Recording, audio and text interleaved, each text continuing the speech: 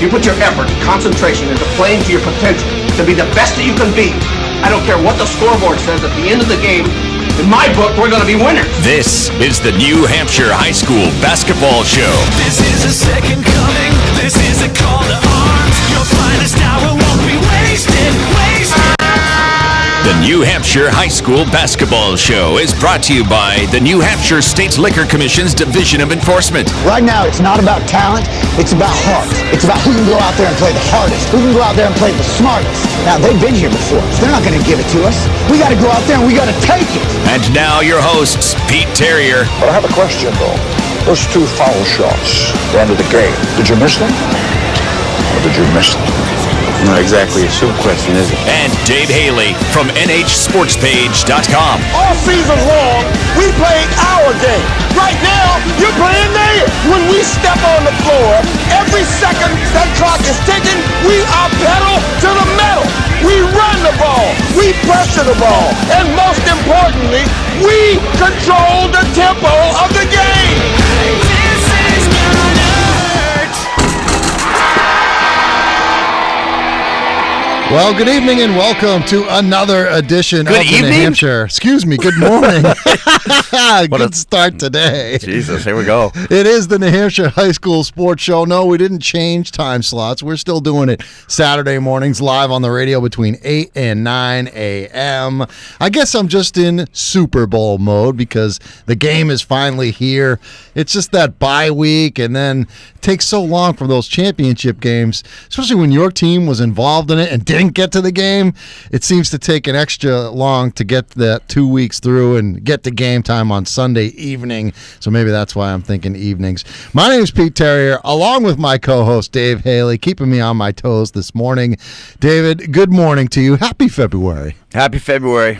You like February because it's a short month and it leads to March Madness. I'm sure this is one of your favorite months of the year. March is one of my favorite months. The busiest month for, I'd say, you and I, right? The entire year. But March is, I got Blackout Friday in March. I've got all the tournament games and all over the place. And you get to hear us in March rant about how the fact that we're not going to be able to be at all these championship and semifinal games because they're all at the same time in the same day. And hard to believe also that we're halfway through the New Hampshire High School basketball season. Where did the season go? I know. I said I was going to do my mid-season snapshots last week, but I waited for a particular purpose. I'm going to do it next week. So they'll be on the site next week. I pick who's going to be the finals, all state picks, halfway through, coach of the year, the whole bit. Well, it was a busy night, as usual, on the hardwood around New Hampshire, although not as many games last night as there have been in the past. I remember last week we had a full slate of games, but we certainly have a scoreboard for you, as usual, brought to you by our friends at the New Hampshire State Liquor Commission, that Buyers Beware campaign, reminding all adults it's against the law to provide alcohol to minors, even on Super Bowl weekend. If you're gathered around at a house party or whatever, watching your team, maybe you're a crazy Seattle Seahawks fan, and they will pull the upset tomorrow night, although I doubt it. I'm going with Denver. Do not pass around that champagne in celebration. It is against the law. For the scoreboard, here is Dave Haley. Started in Division I, where 10-0 Manchester Central took on Timberlane. 10-0 versus 0-10. Oh, man. And the final score was a lot to a little. 86-33. Central beats Timberlane in a game I'm sure neither team really felt like being in halfway through. But Doc Wheeler emptied his bench early in that one. They still win 86-33. Fun game last night. Trinity Memorial. Memorial is just going to be a track meet. They don't play a lot of defense, but boy, they can score. And Trinity trailed early in this game by 10, but came back and won 83-66. Carmen Gianpetruzzi with a big game. He had 27 points and 14 rebounds. Ryan Otis had 11 assists for Trinity. Trayvon Mon had 7 3-pointers in that game for Manchester Memorial. I got to see that kid play. I haven't seen him play this year. I didn't see Memorial at all. Did you watch the video on our site? I did watch the video, but that was all I saw was just that one video. I mean in person. Carmen had 29, Trayvon Mon had 28 points. He's leading Division I. Obviously, you can see all the scoring leaders, but he had 28 points. But, yeah, no, he had 7 3-pointers, and he's a guard. Yeah, he's a smaller guy. And he wasn't even getting any time last year on that team. I know Memorial last year was loaded before the defections and all that took place over the course of the season, but that's a pretty good basketball team. I'm trying to find a spot. There's two teams that I want to see that I haven't seen yet. Memorial's one of them, and the other one down in D4, Sunapee. Yeah, I was going to say the Sunapee. Lakers. Yeah, we're going to get to them in a second. They won It is the Lakers, right? It is the Lakers, yep. Okay. Another good game. BG beats Winnicott on a CJ Boykin, threw it up, and it went in with 2 seconds left. 70-68. Winnicott played this game without Richie Ruffin, who I saw twist his ankle on Monday night, so he's still out. And they almost pulled off the win on the road. BG gets the win, though. They had a balanced attack. Joe Marandola with 13, Kyle Gavin with 12. Paul Machad had 21 for Winnicott, Sam Nomeyer 15. But Jay McKenna's crew, nearly without Richie Ruffin, pulls off a big upset there. Bedford all over Nashua North. Pete Terriers. Surprised Alma Mater me. takes it on the chin. That one surprised me. 44-45. You know, isn't sort of like Bedford it's like the Ralphie Scott Farkas thing where like they're just sick and tired of losing and they're just going to beat somebody up really, really bad. And that might have been the case. I mean, that's a pretty good basketball team, Bedford, and it was surprising they had one win going into last night. Unfortunately, they had to take it out on my team, the Nashua South Panthers. Ryan Brown with a big game for Bedford, and Cam Meservy, part of the NH Sports Page All-Star team coming up in the Seacoast tournament. I talked to my co-general managers, Dawson Dixon and Carmen Giampetruzzi. I think he's back on the squad. 74-45, though. Bedford gets the win, only their second of the season. But I looked at Bedford's schedule. It eases up in the second half, and they are a good team, and obviously we think a lot of Mike Fitzpatrick, so still a ways to go for those guys. Salem hung with Merrimack for a bit, but then they drop a 59-43 decision over there, and Alvern, and I don't have a lot of details on, but Alvern with a 49-39 win over 48-38. 48-38 over Keene. And I know I put that scoreboard together. Of course, I forget the one game that I was at last night. Notice my new shirt. Oh, yeah. Have you noticed my new shirt? Londonderry basketball, baby. They gave you that? They gave me that. The Edge, Paul Coveney, came up to me and not only tossed me a new Londonderry basketball shirt, but our videographer, Jen Chick, gets a free shirt, too. So we appreciate the gifts. Dave, you got to go to these games. I already saw Londonderry play. No and I was very impressed. And the final score there, 70-41 against Pinkerton. Yeah. Big story in that one. One, Londonderry is really good. Two, Luke Rosinski didn't play. He's sick. I heard it was mono. Yeah. I had mono when I was a high schooler, and it was not fun. The kissing disease. Luke, who are you kissing? You know it's referred to as the kissing disease? I do know that. Yeah. That was weird, having mono, and it affects you for a long time. Never so hopefully he'll be okay and be able to return at some point this year, but you never know with that dreaded disease. By the way, I got my flu shot yesterday. Good for you. And any kids out there that get the flu and miss time during the season and you don't get the flu shot, I don't feel bad for you. So well, you should be getting it like in October is when you really should be getting it, not in January 31st. Yeah, Littleton should be getting the flu in about a week or so. Every year that team, Trevor Howard's team, gets the flu, like the entire team. So we should be waiting for that one. So moving on to Division II, Lebanon rolls on. I've been high on Lebanon from day one, and excellent basketball team. 62-47 over Goffstown. They had a really unfortunate incident early in the week. One of their players suffered an issue with his heart and had to be taken out of there, ambulanced out there. Was that a JV player or a freshman player? I saw it happen at a game last Friday night. It was all over the news, but I don't think that kid is on the varsity team. No, I thought he may have sat actually varsity bench, but either way, he's part of the program, and so I talked to Keith Matty about it the other night. You and I were at Pembroke Portsmouth, which I'm sure he'll talk about, but they win 62-47. Hollis Brookline rolls along 63-44 over Oyster River. Mike Susi doing a great job over there. Portsmouth in a rock fight with Kennett. Portsmouth wins 42-36, having to play the next night after upsetting Pembroke and breaking that 37-game winning streak, but Kennett is a team that I talked about in the preseason that I was really high on, and they played them tough all the way to the wire. Kennett actually has a player on their team. How do you say his last name? Ryan Vujancic? I don't know. Vujancic, yeah, who had a couple of threes at the end of the half to tie that or to get that thing tight. But anyway, Portsmouth moves on with the win. We'll talk more about them. 42-36. Keith Brown with 22, and Pelham wins at 75-64 over Milford. Matt Regan's team's playing well. Wyndham with another win. David Carbello, another good game. Wyndham all over Conval, 83-47. This is nice doing all the divisions. Carbonello. Hey, I got a lot of names to remember. Cole Brown with a 57-35 win over Merrimack Valley. David Smith's team is kind of sneaky good this year. He always does a good job. Big game last night. Bishop Brady, Joe Bell, my guy, 25 points for Bishop Brady. They beat Plymouth 60-53. Kyle Resert had 18 for Plymouth. Close game throughout. I didn't see anything written about Jordan Bell, so I don't know what the heck happened. He wasn't even mentioned. But I'll assume. Well, I did see a tweet last night from a Brady player saying we won this one for Jordan. So I don't know if he got hurt, didn't play, whatever. I hope he's all right. I don't know. Souhegan 59-50 over John Stark. And St. Thomas with a 53-33 win over Kingswood. Kingswood's not good. Moving along to Division 3, my home division. And we start at the top. You start with the Golden Eagles, 57-43. Guilford continues to rain fire down on the rest of the division. They moved to 7-3. 8-3, I read someplace. Oh, 8-3, sorry. Berlin, 65-38 over White Mountains. Well, I think White Mountains is 0-12 now. Mascoma, I don't have the score in front of me, but Mascoma did beat Franklin last night by about 13. I saw it this morning when I was up at 5:50 doing scores. I do this for you people. Thank you. Winnisquam, 63-45 over Kearsarge. Christian Serrano had a triple-double. He's a sophomore, Christian Serrano. This is a kid you're going to want to see play sometime. He had 11 points, 10 rebounds, and I think he had over 10 steals. I think Kearsarge is over. No, Kearsarge has won one game. Okay.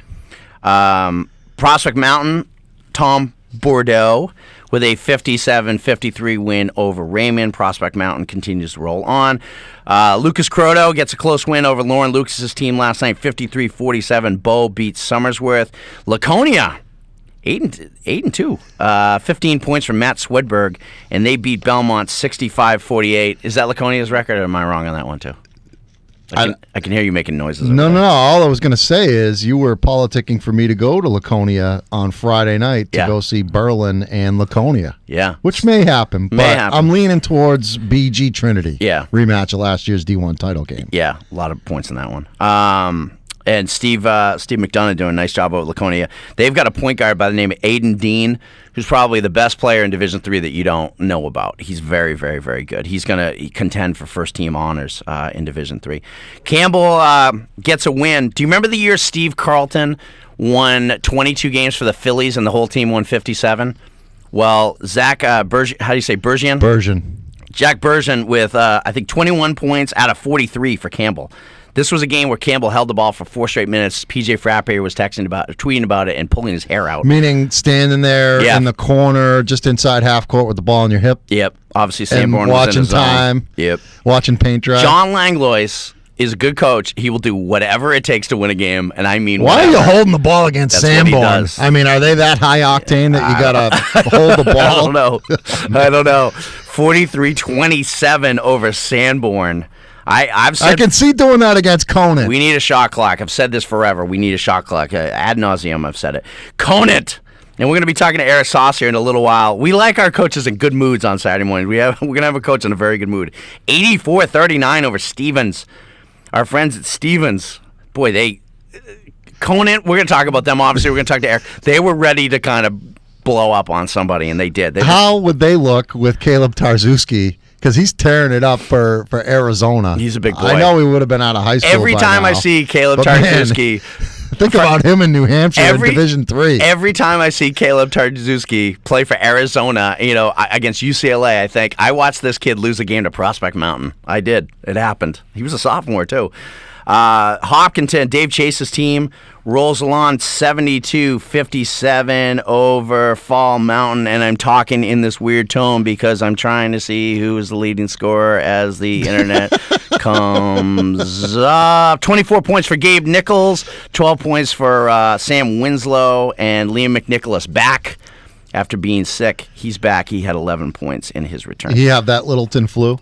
Yeah, it's coming. The scary thing is I'm going out. Maybe they had it last night. I'm going out to score their game against Profile. I'm going out for beers next Friday night with Trevor Howard, so I hope he doesn't drag that flu over to me. Because I don't get sick. Actually, I just took the flu bug. What do I care? The flu shot, I mean. Moving on to Division 4, we're gonna have a little discussion piece here in this segment, folks. So get ready. Nice win by Paul Greenlaw and Profile, 49-39 against Littleton. The moment that I, describe Littleton as separating themselves from their crew, of course they lose a game. That's what I do. Ian Baker with 19 points, Zach Knowlton 16, Bailey Johnson 11 for Profile by Paul Greenlaw's team, who I also will be seeing. My friend Paul Greenlaw next Friday night. I'm going to go to Woodsville and Profile Friday night. And then, of course, I'm going to Colebrook, Groveton on Saturday with Jen Chick is going to be coming with me. She was thrilled about that last night when I was leaving her at You know what? Like, something like Dave talked me into doing that. That's my girl. It's my buddy. Plus, she's getting paid for it. So, hey, what are you going to do? So, Sunapee, 26 points from John Fitzgerald, and they beat all over Moultonboro, 91-51. They've scored 90 points 3 times this year. And they've been over 82, 75 regularly. I mean, this is a team that can fill up the basket. I got to go see them. Oh, no, absolutely. And they don't pump the brakes when they're up by 30. They keep going at you. So, Matt Tenney, very good point guard there. Isaiah Chappell only had 7 in this game, but they win by 40 over Matt Swedberg's team, 91-51. The big smooth Lewis Atkins, Portsmouth Christian with a 40-point win. When has Portsmouth Christian ever beaten anybody by 40? But when they play Newt. Yeah, they beat Newt 78-38. On the road, too. The big smooth. Look at him coaching his brains out over there. 78-38 with the win there. Buddy Trask with a 72-49 win over Gorham. Don't look now, but who's standing near the top of the D4 standings? Colebrook. You're Colebrook. Even though their coach keeps muttering and swearing every time I talk to him. But they're 72-49. They keep winning. So he's obviously Buddy Trask is one of the best coaches in the state. So, I mean, he's always going to tell you they're not that good. But he does such a good job that probably can't help it. Canaan Pittsburgh, 75-60 over Linwood. Can't believe we didn't cover that game. Woodsville, 48-39 over Groveton. They hold Groveton under 40. Jamie Walker's team, talked to him for a while. He's a great guy. Woodsville with a really nice win over there. Wilton, Lineborough, for some reason the D is silent, 56-25 over Concord Christian. And now it's time to talk, folks. Newmarket, 23rd time in a row. They beat Epping 45-39. So 23 straight wins against their rivals from Epping? Yeah. Wow. Jamie Hayes owns those That's guys. going back like... I don't think Jamie Hayes have lost one. I mean, they play in that holiday tournament against each other sometimes. They play usually, twice during the regular season? I don't think those games count, man. So that's got to be going back almost 10 years then if those games don't count. Maybe more 11. than that. Wow. Yeah. That's domination. And Jen Chick just texted me and says she's thrilled, so you just stop it. Don't you try to get it into the way. We're going to hang out in Colebrook. Jen, it's something special for Jen and I. Jill's going to go with her, too. All right, so listen. Jimmy Stanley did not play in this game last night. So the situation over there is... For Epping. Yeah. Okay. I thought people knew. Well, just clarifying. Division 4 preseason player of the year. So he didn't play, 45-39. Newmarket, first of all, gets a really nice win. Ryan Jarvis played very well. Sam Leahy. What's going on with this situation is, to take a step back, I talked to Sean Young, his head coach at Epping, for about a half hour on Thursday. Right now, there's an issue going on there. A lot of times and I've been doing this for 8 years, and I have, very close relationships with coaches, and part of that is they tell you things in confidence, and they ask that you... Don't write about them on your website or talk about them on the radio show. I can't tell you in the past how many times Jim Mulvey has told me, and this is in the past, so I can say it now, he's had 2 kids suspended for his first 2 games, but he's playing Pembroke in the opener. He doesn't want Matalosa knowing that, so he's asked me not to write anything, and I didn't write anything. So maybe it makes me look uninformed. And, a couple times Jeremy Levier has broken stories, quote unquote, at NH Notebook that I knew, and that's nothing wrong, nothing against Jeremy, but that I knew about 10 days earlier. But the coach just asked me not to, and I don't say anything. And I appreciate the confidence that these guys have in me. I talked to Eric Sauce the other night for 20 minutes. You know what I mean? Like, what they tell me what's going on, and I don't necessarily come back and report it. And that's just kind of what I'm doing. So what happened last night is Ryan O'Leary from the Herald, who does a really nice job, he kind of knew it wasn't a flu bug. He knew something's going on with Jimmy Stanley. So he basically, he said, look, Ryan O'Leary can't sit there and say it's the flu if he knows it's not the flu. He's a writer. He's a professional. He's got to do his job. So he wrote that it's a grade issues. They're trying to keep it in-house at Epping, but I can tell you I know the whole story. I'm not going to get into the whole story. That's for privacy, and I'm not here to tell high school kids secrets. But here's the thing.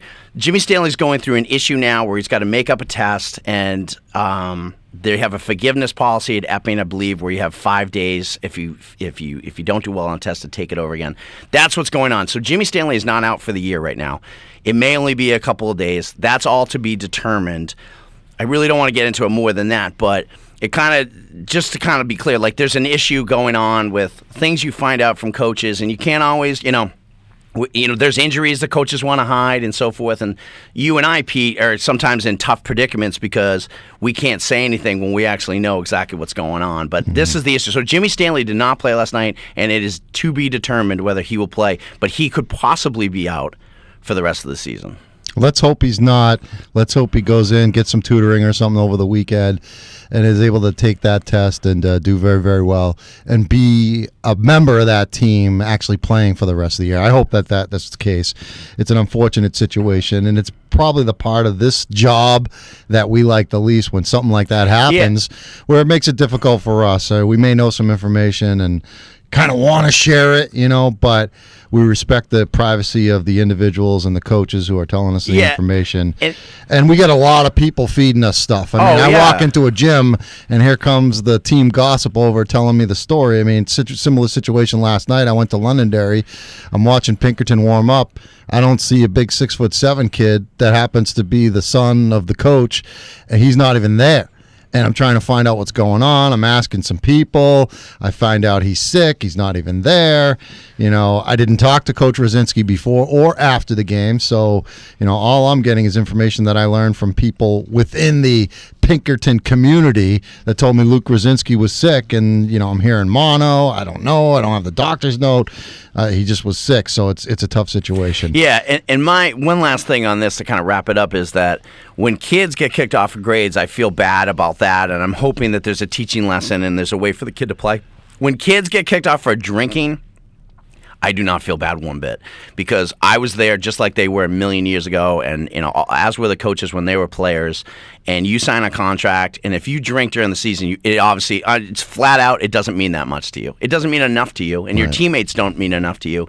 If you decide to drink, I'm not condoning any kids drinking or anything like that. But if you're told you can't drink for 3 months and you can't keep to that, then you sign a contract. Yeah, then you don't usually deserve to play, and I don't feel bad for you. So those are much different than the issue that's going on here. That is not the issue here, and so there's issues like this all the time. But we don't have to talk about it every time when it comes up like this. But just kind of for the record, because I don't write about this on the Thursday Thoughts, I don't go on a whole spiel. But we do know a lot, Pete and I, that we don't talk about, and the confidence of those coaches are more important to me than breaking a story. That's the ultimate importance to me, is my integrity with those guys. They're my friends, and they're guys that I want to make sure that I do right by them. So there you go. Spiel over. I think you handled the situation very well. One other score from D4 that I don't think you mentioned, Derryfield beat Hinsdale 57-24. And Roger Larrabee is back. He's back. Okay. So that even makes them more difficult. He had 17 against Pittsfield the other night. Wow. Okay.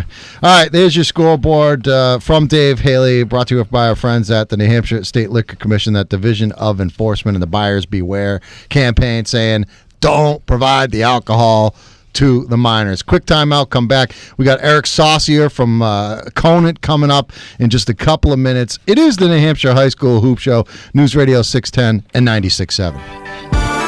Welcome back, New Hampshire High School Hoop Show during Super Bowl weekend, a day and a half before the big game. I got Denver over the Seahawks. You're way more fired up about this game than anyone else I've met. It's the Super Bowl. Dude, who cares? It's Seattle and Denver. You're not going to watch the game? I'll watch the game, but I just hope Peyton Manning loses. That's all I care. Maybe if a blimp falls on him, that would be terrific. But other than that, I don't even care.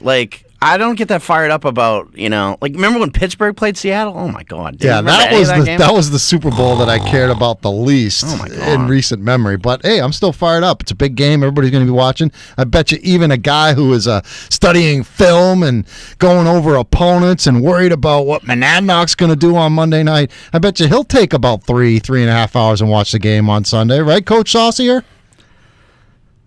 Are you with us, Coach? All that build-up, I always mess these things up. So I don't know if Coach Saucier is still on the line. It appears he is. But I guess now he can probably hear us, right, Coach? I can hear you now. All right. So after all that, you don't care about the Super Bowl game, right? You're in the Dave Haley school, or you're actually going to watch this thing on Sunday night? I'll watch it. I'm hoping the Seahawks take down Peyton Manning. Thank you. Another hater. No, it's not a hater. You were ridiculous with this stuff. I love last week when you were like, I said, I think Seattle's going to win. You're like, well, that's okay if you think that. Coach, good morning, and thanks for joining us on the show. Thanks for having me, guys. So another victory last night by your team, 84-39, impressive win against Stevens, a game at the Pratt where you guys have bounced back nicely from your first and only loss of the year, that 50-49 setback against Campbell on the road, last-second basket the day after the Patriots went down in the AFC Championship game. I know a lot of people have been kind of talking, all right, this doesn't seem like the same type of Conant team this year, struggling to beat Conval 43-39 last week, a not that decisive win against Bo. I mean, is it, do you kind of get used to this stuff when people question a 15-point win on the road against a decent team? I mean, do you think it's a little bit something that you shouldn't have to deal with all the time?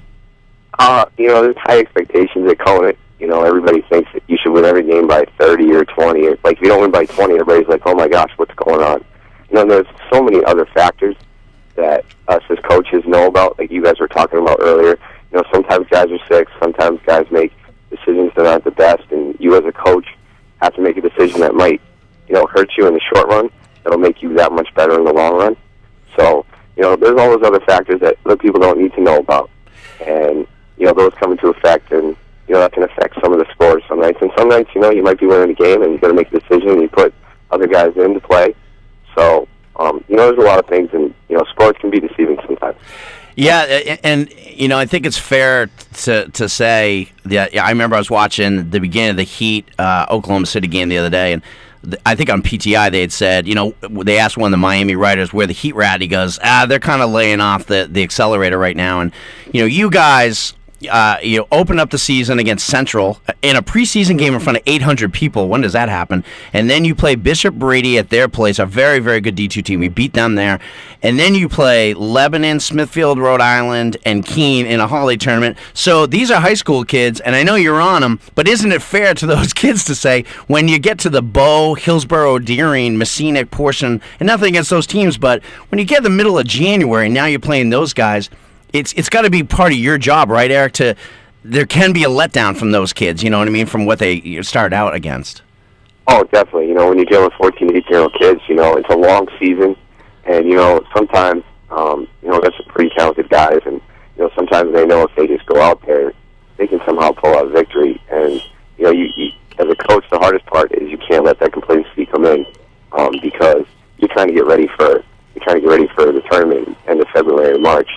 You don't want those bad habits to affect you come March time. That's Eric Saucier, the head coach of the defending D3 champs, the Conant Orioles. They're 10-1 on the season, coming off a win last night where they put up 84 points against Stevens, holding them to only 39. A player that a lot of people are finding out a lot more about this year. He was a big part of that championship team last year, Rob O'Brien, one of the top 10 best players in the state, I think, regardless of division.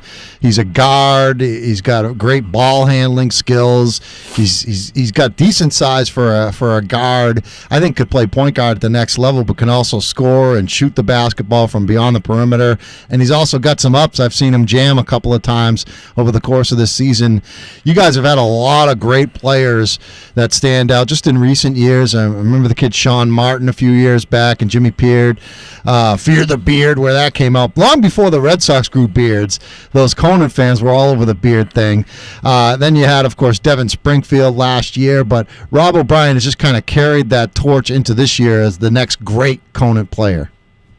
Yeah, Robert's put in the time, and he's really excelled this game since he was a sophomore into his junior year, just like Sean did. His two other captains that are with him, Eli Hudson and Kyle Carlin, those three have grown up together. They've all put in the time. Looks like they're all going to play at the next level. And it's a credit to them. And it's their team, and I told them, we're going to go as far as you three take us this year. So it's up to them how far we're going to go. And talk a little bit about, expand a little bit on Eli, because I know that, Robert Bryant's getting some open shots because Eli's setting the screen, and Robert Bryant can get out on the break, and so can Kyle Carlin because Eli's getting the rebound and outletting it. Talk about what Eli brings to your team. Yeah, last year you guys talked a lot about Devin being like the best player, which he was, and then you had like Rob being 1A. And I would say, this year it's the same with Eli and Robert. We've had, including the Christmas tournament, we had 14 games. And of those 14 games, Eli has 10 double-doubles. He rebounds the basketball. He's gotten better going on his post moves in the post. He can score in the post. He can shoot the three. And him and Robert really complement each other well. This year, Eli was out a game, and Robert had to carry us, and then Robert was out a game.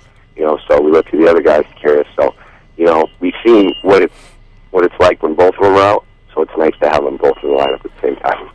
So, Coach, now that we're just past the halfway mark of the season, seems crazy to me, but how much scouting do you do? How much do you get out? Obviously, you know about Berlin, but maybe I don't know if you've seen them or not. I know in private conversations you fear Guilford, and I don't blame you one bit. They're a powerhouse, but you know what? Newport. I mean, in all seriousness, have you gotten to see Newport? I mean, are you scouting these teams now, Berlin and so forth and so on, to kind of looking towards maybe into March? Oh, definitely. You got to make sure you do your homework. You never know who you're going to see in the tournament. So you always try to find time. I look at the beginning of the schedule at the beginning of the year to figure out, what games can I go see and where. The hardest one to see is Berlin, because I look and, the nights where they don't have a game, we have practice until 6 o'clock, so I obviously can't get to Berlin by that time. But, that's where you make connections with other coaches and you help each other out for sure.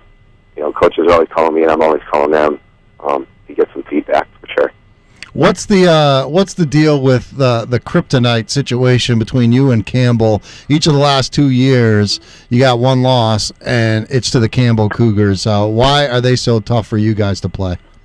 Credit to them. Every time they come to play, like a lot of teams, they're ready to go. They see the Conan across the chest, and everybody wants to beat you for sure.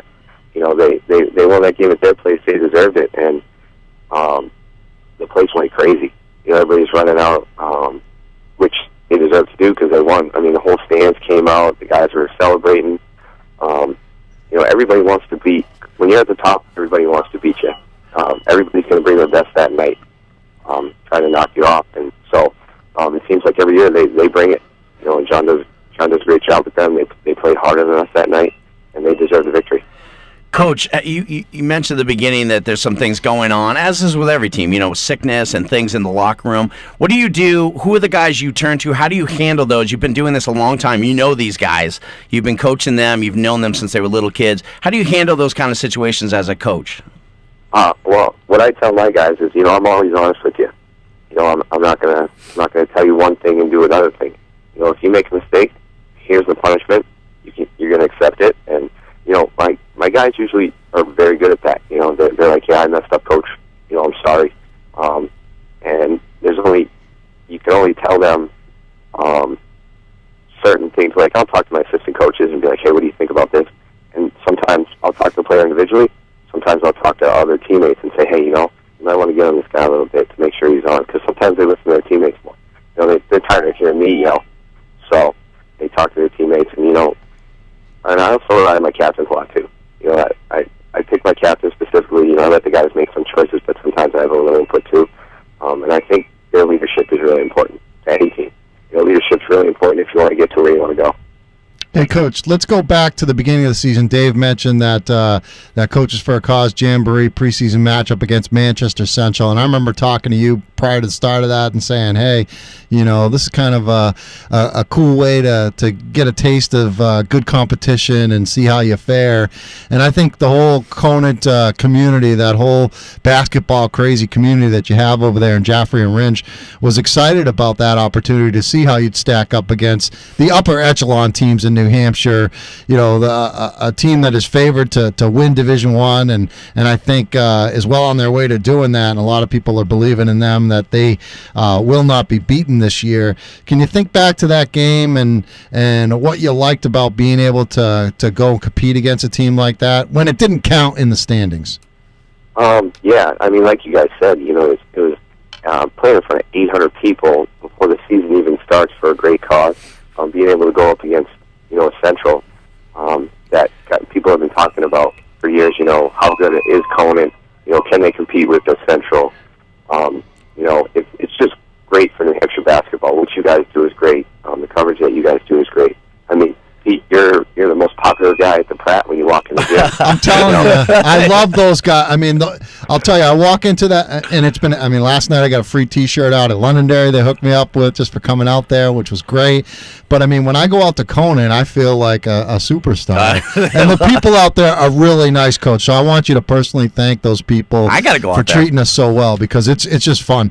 When I first started in this business back in 1991, that was one of the first games I ever did. It was a Conan game, and I can't remember who you were playing, but I remember going out there and hearing all about that Conan tradition, and 25 years later or whatever, it's still pretty cool to go out there, and it's just a lot of fun.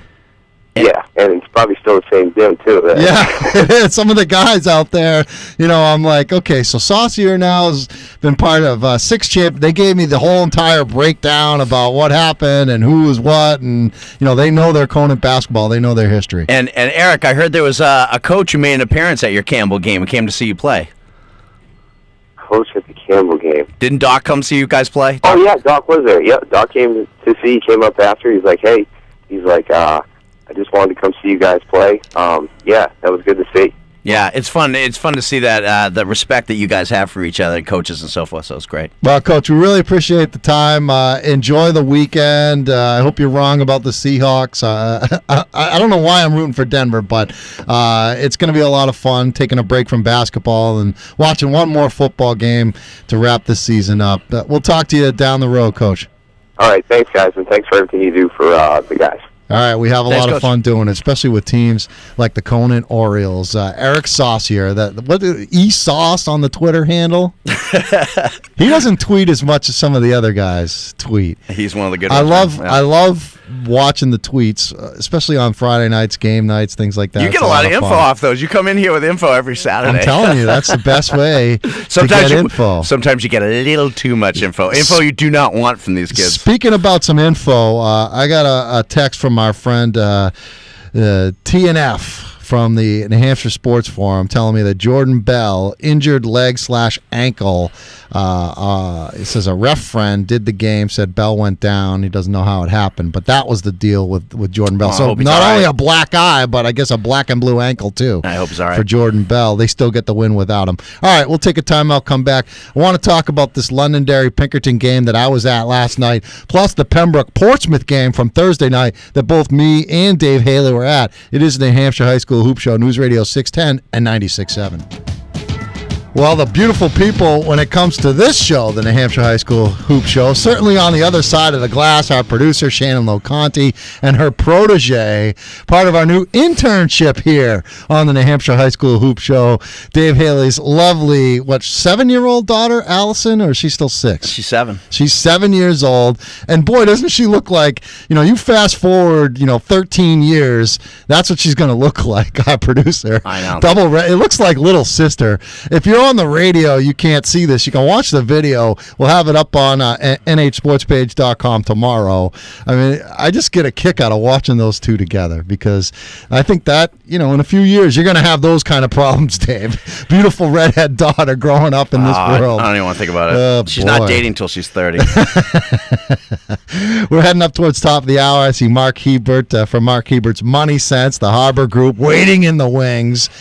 He's checking out the, because he's got daughters and a son who are grown. He's got a daughter and a son who are fully grown. So I think he sees the younger two little girls over there, and he's kind of reminiscing about how it used to be for him back in the day with his little one. Last night, great atmosphere out in Londonderry for the Lancers and the Astros. The Pinkerton girls won their portion of the doubleheader with an exciting finish. They staved off a late rally by Londonderry very entertaining girls game. I know I always complain about girls sports and women's sports. That was a pretty good basketball game. I enjoyed it. I watched the whole thing last night. We actually got some footage of the end of that game. Jen Chick filmed it, and she'll put a little package together on that one and the full video highlights package from the boys game. But what an impressive team Londonderry is. You talked about it. They just got a bunch of quality players. They don't have a ton of size, but they've got effective size, about 6'2", 6'3", 6'4" kids. Mark Corey. They can all play. Mark Corey was part of our interview with the guys after the game. Drew Coveney came back last night. Yeah, glad to hear that. Cody Ball is a real good player. I like Cody Ball a lot. How about Caleb Green, the freshman? They got 2 freshman guards that started the game. One of them, Jake Coleman, had 15 points, I think, in the game. He was very impressive. And the other kid, Caleb Green, was very good as well. That's a heck of a basketball team. Londonderry is now 8-2 on the season. I think they're a legit contender. Yeah, absolutely. I think they got a good chance to get to Durham. No, they spread you out. They're very athletic. They've got tall guards. Most of Cody Ball is pretty tall for a guard. And their big guys can shoot. So, they can spread the floor on you. And, they went up against the best. They played Central, and they struggled. I think they lost by almost 20 points. They remind me a little bit of Central. Central doesn't have huge guys, but they've, and I think Londonderry's big guys are a little bit better than Central's big guys. Central is one of the best teams in New Hampshire that I have seen in a long time. And top of my head, that BG team with Sean McClung and Connor Green comes to mind as one of the best teams. That team was loaded, that BG team, but I think Central's the best team since then. They may be better than that team. They're very good. Let's talk about the game that we were both at on Thursday night. Pembroke losing for the first time. Their 31-game winning streak snapped. 37. Well, I had read 31, maybe 37, including the holiday tournaments, probably. I don't know. But, yeah, probably is, because they went undefeated last year. Yeah. They were undefeated this year. And they didn't lose in the holiday tournament. I don't think they've lost in the last several years in that holiday tournament, but their last loss was that controversial quarterfinal game when Co Brown and with the kid Damon Doyle got into it with Matt Alosa. It was Darling. I think it was Darling. Oh, the point guard did. Yeah, Tom Darling. It was a little bit of a discussion after the game in the handshake line, and of course Pembroke runs the table last year and were loaded this year and looked like they were going to do it again. But Portsmouth, man, they are just tough, and they can play some D. People hear me say ad nauseum that Jim Mulvey is one of the best coaches in the state, if not the best, and this is why. They had a defensive game plan. Patrick Welch was frustrated from the beginning. He got technical a minute into the game with Nick Mackey face guarding him. And when you face guard somebody, people don't know, it's when you don't even care where the ball is. You're not even playing denied defense. You're not trying to even see where the rebound's going or where the ball is being passed. You're just face guarding that kid. And that's what Jim Mulvey does. He takes away your best weapon. And Patrick Welch did a very nice job. I think he had 15 points, and he got shook loose for 2 straight threes in the third, but it wasn't enough. And Portsmouth was a great win. And I'll tell you one thing I noticed after that game. Kids around the state were all just excited Portsmouth won. Pembroke is, and I'm not saying they bring it on themselves. I'm not saying they do, they don't. I think they're all nice kids. I've talked to them all. They are very, very well spoken. I like very Matt well Alosa. behaved. Yeah, and I like Matt a lot. Everybody's excited. They're number one, so everyone's going to shoot for number one. But people were excited that Portsmouth won that game. No, I was just saying. Oh, yeah.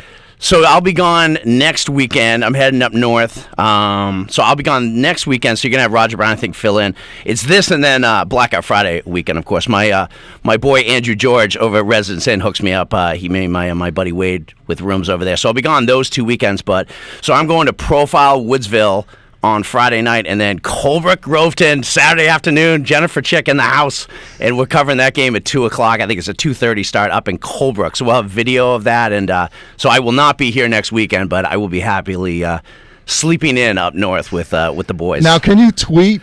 Is there a cell service up there that we can be expecting some tweets There's on Friday? There's absolutely no way I can answer that question. I'm going to assume no, so no. All right, that's all the time we have. I want to thank Eric Saucier from Conant for joining us on the program, for Dave Haley, our videographer John Kesty, Shannon and Allison in the other room. It's been another edition of the New Hampshire High School Hoop Show.